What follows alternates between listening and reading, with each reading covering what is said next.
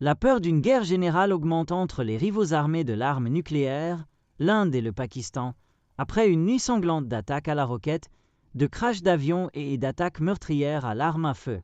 Au moins 11 personnes, dont 2 enfants, ont été tuées après que des avions de combat indiens ont mené des frappes aériennes contre des cibles au Pakistan. Des tirs ont également eu lieu le long de la ligne de contrôle au Cachemire. Le Premier ministre pakistanais a qualifié les attaques des « actes de guerre », promettant une réponse forte.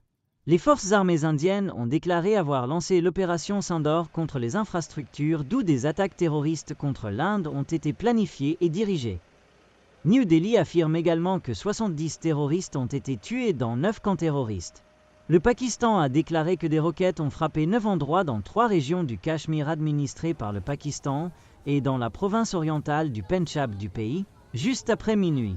L'armée a déclaré qu'au moins 8 personnes avaient été tuées, dont un enfant dans une mosquée à Bahawalpur, et qu'au moins 35 autres avaient été blessés. Le ministère indien de la Défense a déclaré que les attaques étaient une représaille aux tirs massifs au Cachemire le mois dernier, lorsque 26 personnes ont été tuées.